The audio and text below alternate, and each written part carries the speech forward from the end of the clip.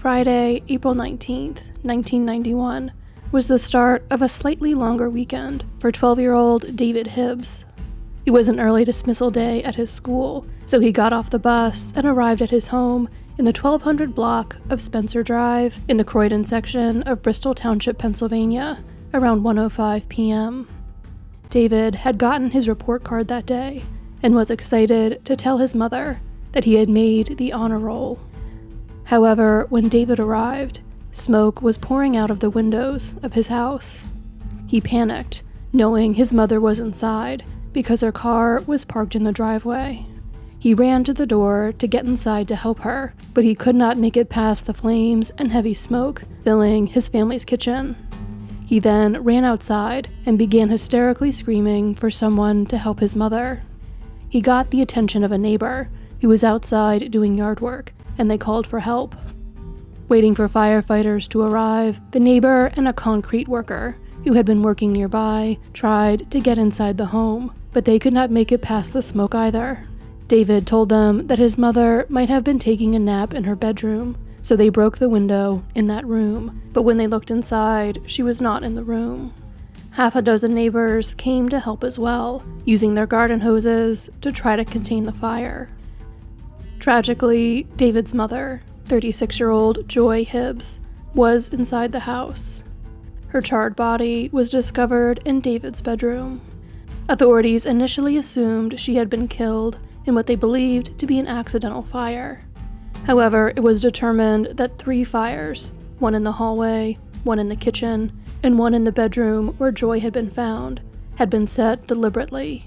The autopsy performed on Joy's body the day after her death showed that she had been murdered. There were no signs of smoke inhalation in her lungs, meaning she was dead before the fire started. She had been stabbed in the chest and neck 5 times, beaten badly enough that she had broken ribs, and strangled, most likely with the computer cord found wrapped around her body. The fire appeared to have been set to destroy evidence in the murder. Joy was originally from Central Florida and kept her southern charm even after she moved north. She loved to spend time outdoors fishing and gardening. She and her husband Charlie celebrated their 18th wedding anniversary 6 days before she was killed. The couple had 2 children, and Joy was a devoted and loving mother. Her daughter Angie, who was 16 years old at the time of the murder, would later describe her mother as her best friend. Joy worked as a medical assistant and was highly regarded by everyone in her community. Joy's husband Charlie was investigated for involvement in the case, but ultimately cleared of suspicion. He was at a job site in Northeast Philadelphia at the time of the murder. He voluntarily underwent a polygraph examination, which he passed, and did everything police asked of him. He was devastated by the loss of his wife. "I don't believe in God anymore," he told the Philadelphia Inquirer 2 months after the murder. "If there was a God, this wouldn't have happened. She never hurt anyone in her life. She had me on a diet and not smoking. Now, I'd die tomorrow, and I don't care. It doesn't bother me. I'm sick to my stomach all the time." Joy had no known enemies, and authorities had little physical evidence to go on, as most of the house had been charred by the fire and then covered in water during the efforts to extinguish it. Investigators therefore looked into Joy's movements on the day she was killed. 2 days a week, including Fridays, the doctor's office where Joy worked opened late and stayed open late. She would normally work from 8 a.m. until 2:30 p.m., but on Fridays, she did not have to be at work until 2 p.m., so she had the morning free for her other responsibilities. After getting her children off to school, Joy had gone to the bank to cash her paycheck. Following her death, the contents of her purse were found strewn about her kitchen, and her wallet was found in her couch, with no cash in it, indicating that robbery may have been a potential motive for the crime. She left the bank at 9:53 a.m. She then went to the grocery store, with a receipt showing that she checked out at 10:54 a.m. Back at home, Joy was visited by a local minister and a member of his congregation. Joy had expressed interest in joining their church after attending services there on Easter. The two visitors were questioned and eliminated as suspects. They were witnessed leaving the home around 11:45. Police therefore placed the time of Joy's death as sometime between 11:50 a.m. and 12:50 p.m. During this hour-long window of time, multiple witnesses reported seeing one of the few major clues investigators had: a blue Chevrolet Monte Carlo seen parked haphazardly outside of Joy's house. The car had not only been notable because of how poorly it had been parked and the problems it created for drivers on the street, but also because the Hibbs home was at the center of a T-shaped intersection, making the front of their house an unsafe place to park. A potential suspect, who had a disagreement with Joy shortly before she was killed, did drive such a vehicle. Joy and her husband had started occasionally using marijuana in the late 1980s. Charlie usually obtained the small amount of marijuana they required from a coworker, but Joy had begun purchasing from a former neighbor, a man who drove a blue Monte Carlo. He had recently sold her what turned out to be just stems and seeds. Joy had tried to return it and get her money back, but he had refused. This individual refused to take a polygraph examination, later stating that his attorney had advised him against it because he suffered from carpal tunnel syndrome and nerve damage in his shoulder, which he said could interfere with the results of the test. Police also believed this individual had an alibi for the time of the murder, and that a disagreement over a transaction valued at somewhere between $20 and $40 was not a sufficient motive for murder. While he was considered a person of interest, there was not enough evidence to charge him with Joy's murder. Joy's family, however, was not convinced of his innocence. In 2014, Joy's son David stated that he believed police knew who the killer was, but had botched the investigation because they did not know what they were doing. In 2021, Charlie Hibbs, who is now 66 and living in Washington State, dipped into his retirement funds to offer a $25,000 reward in the case. The 3 decades that had passed since the murder had not eroded his desire to get justice for his wife. "This is something you can't put behind you. You just learn to live with it," he told the Philadelphia Inquirer. "I'm just reaching out for help. She was a good woman, and she never harmed anyone in her life. She didn't deserve what happened, and neither did my children." His son David, and a family friend who wished to remain anonymous, also contributed money, doubling the reward to $50,000. Just a year later, an arrest would finally be made in Joy's case. On May 25, 2022, Bucks County District Attorney Matthew Weintraub announced the arrest of 56-year-old Robert Francis Atkins of Fairless Hills, Pennsylvania. He was charged with murder of the first degree, murder of the second degree, 2 counts of arson, and 2 counts of robbery in connection to Joy's murder. Atkins was the person of interest who drove the blue Monte Carlo and had sold Joy marijuana. He had long been suspected by Joy's family. Following the announcement of the reward in May of 2021 and the media coverage it generated, Joy's case was reopened and eventually sent to a grand jury in January of 2022. One of the witnesses called to testify before the grand jury was April Atkins, the ex-wife of Robert Atkins. She had been contacted by police in connection to Joy's murder in 2014, but told them at the time that she did not know anything about it.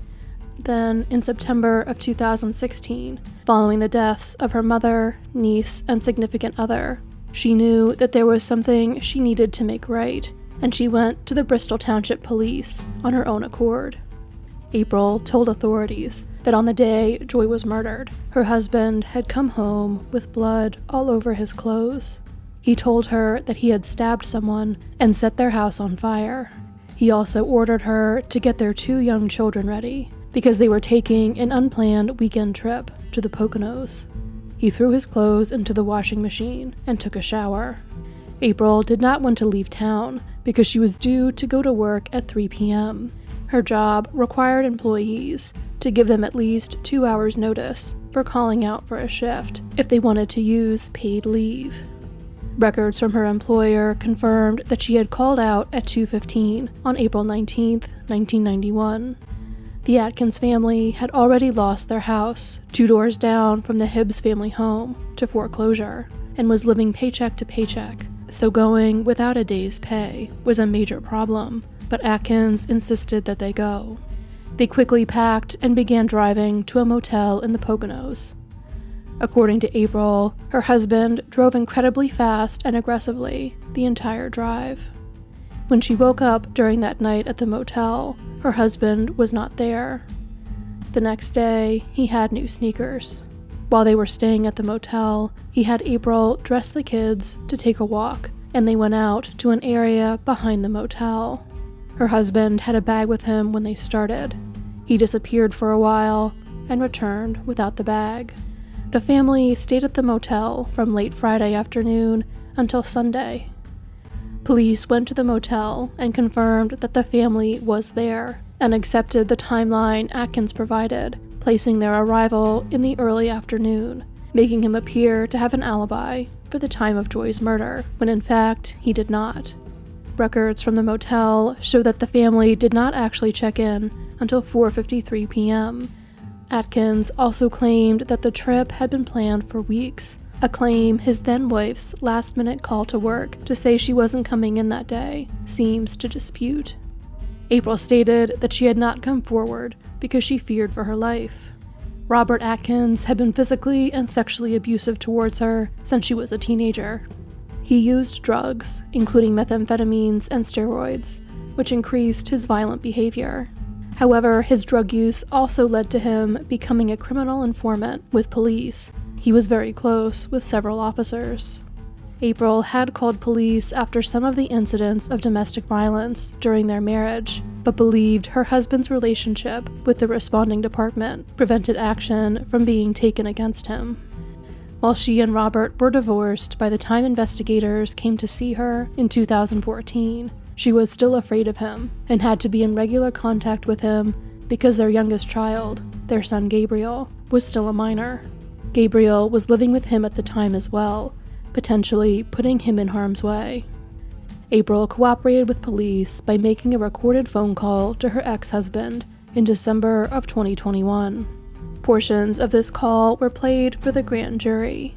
She told him a fabricated story about how authorities had arrived at her home to question her about Joy's murder, and that as she was making the call, they were interviewing her roommate, to whom April had admitted her ex-husband's involvement in the murder.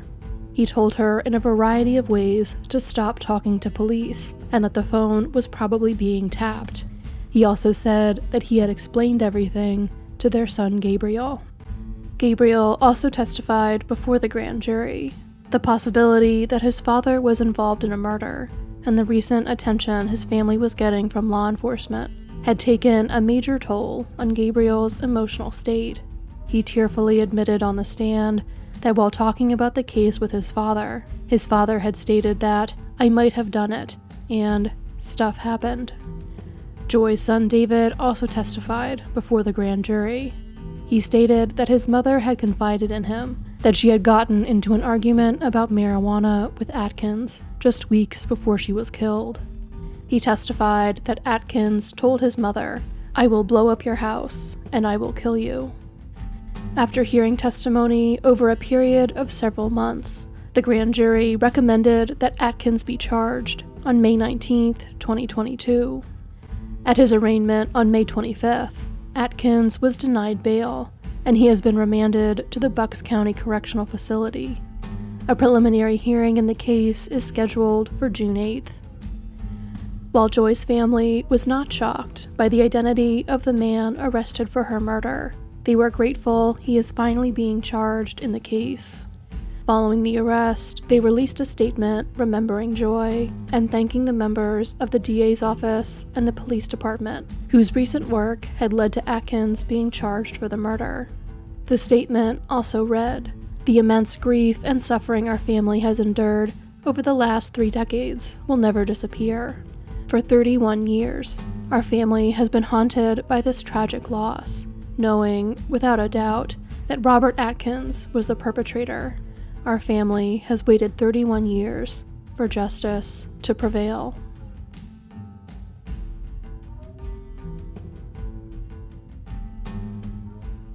Melissa Tremblay was born on March 1st, 1977. Her father was not very involved in her life, and she was her mother's only child. According to her friends, Melissa had a fun and bubbly personality. She was a very tough little girl with a spunky attitude. She already had her own distinct personal style and preferred to have her hair feathered, and her clothes to have a funky edge to them. Melissa was featured in a local news story, looking for a big sister through the Big Brothers Big Sisters program at the Salem Boys and Girls Club, and stated that she wanted to be a secretary when she grew up because she liked to type.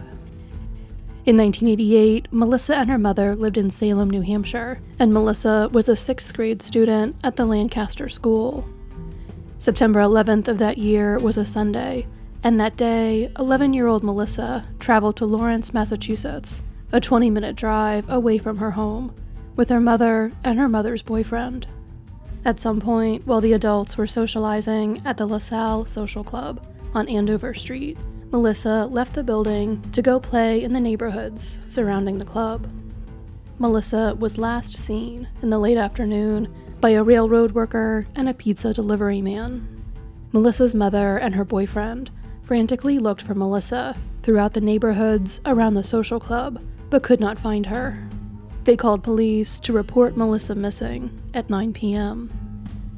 Melissa would not be found until the following day, September 12, 1988.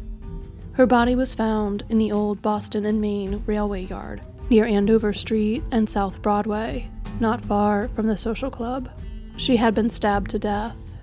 After she was killed, her body had been run over by a train, amputating her left leg. Police interviewed numerous witnesses and identified multiple persons of interest over the years, but did not find enough evidence to arrest a suspect. Serial killer Tommy Lynn Sells, who rode rail lines and worked at carnivals, was considered as a potential suspect, but ultimately cleared of involvement in Melissa's murder. Melissa's mother passed away without ever learning who killed her daughter. Melissa's friend, Andrea Ganley, was just 7 years old at the time of Melissa's murder. Losing her friend in such a brutal way at such a young age played a major part in shaping the person she would grow up to be. As an adult, Andrea pressed for police to remain focused on the case and used social media to raise awareness about Melissa and her murder. According to authorities, the social media campaign was helpful, as it resulted in new tips being called in. Melissa's case was formally reopened in 2014 and investigated by assistant district attorneys and state police detectives assigned to the Essex District Attorney's Office Cold Case Unit. It would take several more years of work before an arrest was finally made in Melissa's case. On April 27, 2022, nearly 34 years after Melissa was killed, Essex District Attorney Jonathan Blodgett announced that the night before, 74-year-old Marvin C. McClendon Jr. of Bremen, Alabama, had been arrested as a fugitive from justice. He was considered a fugitive because of an arrest warrant that had been issued for him that day for Melissa's murder. McClendon was a retired corrections officer, previously employed by the Massachusetts Department of Corrections, working for the department on 3 different occasions between 1970 and 2002. At the time of Melissa's murder, he was living in Chelmsford, Massachusetts, but he had several ties to the city of Lawrence. At the time, he was moonlighting as a carpenter and worked at several locations in Lawrence. He furthermore was known to frequent several establishments there, including the Seventh-day Adventist Church on Salem Street. He also drove a van that matched the description of one witnesses had seen Melissa near on the day she was killed. At the time of the press conference, McClendon was in the custody of the Coleman County Sheriff's Office, pending his arraignment. A judge in Massachusetts had already ruled that he would be held without bond. McClendon ultimately waived rendition and was sent back to Massachusetts instead of first appearing in an Alabama court. McClendon first briefly appeared in court in Massachusetts on May 13th.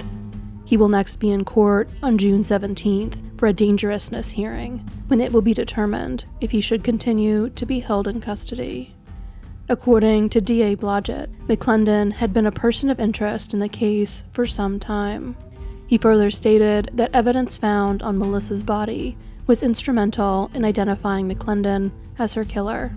However, due to the ongoing criminal case, he could not elaborate on the nature of that evidence at the time of McClendon's arrest. On the day of McClendon's first court appearance, prosecutors stated that DNA evidence had been found on Melissa's body when the case was reopened in 2014. Advanced DNA analysis eventually led them to McClendon's family. They took DNA samples from several members of the family, including Marvin. The rest of his family lives in Alabama, and he is the only known member of the family to have ever been in Massachusetts. He is also the only known member of his family who is left-handed, and analysis of Melissa's fatal wound showed that it had been inflicted by someone who was left-handed. Essex Victim Advocates has been in contact with the surviving members of Melissa's extended family. The family issued a statement on April 29th, which read, in part, "We would like to thank the police who have worked so hard over the years to make sure justice was found.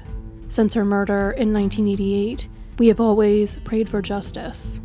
We are very eager for the next steps that the Essex County DA's office will be taking in the prosecution of Marvin McClendon."